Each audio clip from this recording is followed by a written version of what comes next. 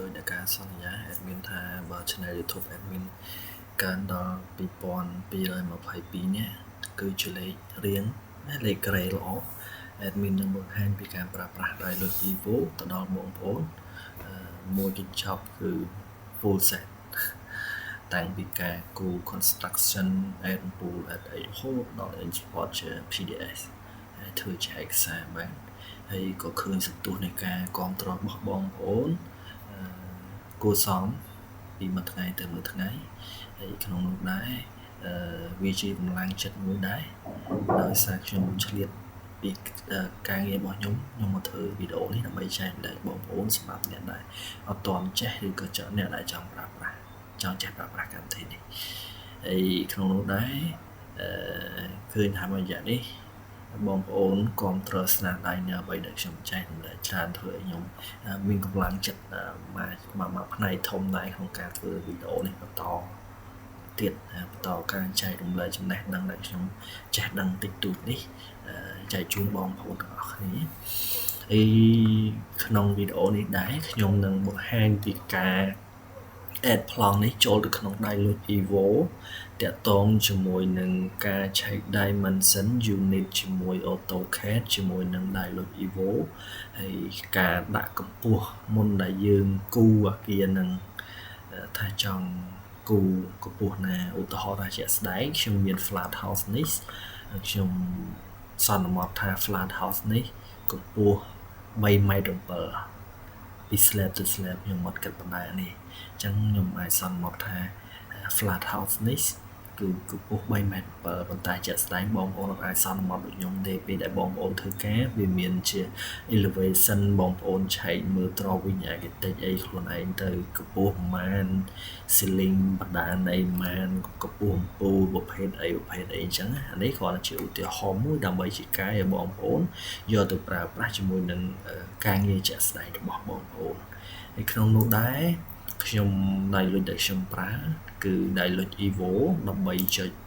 13.1 គឺជា version ចុងក្រោយ latest version ហើយក្នុងនោះដែរក្នុងដៃលុយ Evo នេះដែរវាមានច្រើនប្រភេទដូចជាការ design ពោលនៅលើផ្លូវក្នុងបន្ទប់អីអញ្ចឹងដែលយើងមានគម្រោងស្រាប់អញ្ចឹងទៅការ design ពោលសម្រាប់ landscape សម្រាប់សួនសម្រាប់ខាងក្រៅ building អីចឹងទៅហើយប៉ុន្តែក្នុងនេះ admin លើកយកឧទាហរណ៍នេះគឺការកណនាការបំភ្លឺនៅក្នុងទេអញ្ចឹងមានន័យថា indoor ទេអញ្ចឹងនៅក្នុងនេះដែរបងប្អូនពេលដែលបើកដៃលុយ Evo មកវាចេញបែបនេះបងប្អូនមើលពាក្យថា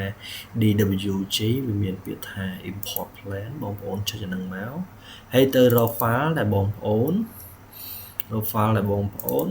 save ទុកខ្ញុំបាន save ទុកនៅលើ desktop ក្នុង folder engineering knowledge ដែលលុយ Evo ក្នុង file នេះខ្ញុំដាក់ថា file ជាន់ផ្ទាល់ដី GF ground floor ពេលដែលបងប្អូន add ចឹងហើយបងប្អូនអត់តន់ចុចអីបងប្អូនត្រូវមើល step by step មានន័យថាជំហានមួយ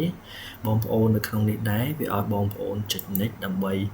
ទៅដល់ select unit ហើយក្នុងនេះដែរខ្ញុំភ្លេចប្រាប់បងប្អូនមើល unit របស់បងប្អូននៅក្នុង AutoCAD ដែរបងប្អូនចុច UN មក unit ឆែក unit ថាបងប្អូនបានកំណត់ drawing បងប្អូនជាຂະຫນាតមីលីម៉ែត្រហើយនៅក្នុង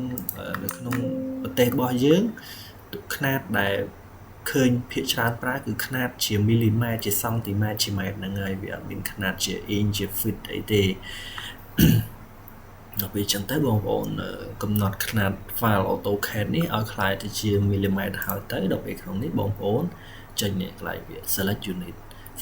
នោះបងប្អូនចុចកន្លែង button នេះមកចុចកន្លែងនេះវានឹងមានຂະຫນាតជាច្រើនណាក្នុងនេះដែរបងប្អូនចុចຂະຫນាតមីលីម៉ែត្របន្ទាប់មកវាអាចឆែកលេងឆែកអីបានប៉ុន្តែចង់ឆែកលេងឆែកបានដែរឧទាហរណ៍ថាឡើយនេះ2ម៉ែត្រអញ្ចឹងខ្ញុំចង់ឆែកមើលថាវាគ្រប់អត់ណាគ្រប់បន្ទាប់ពីនឹងហើយ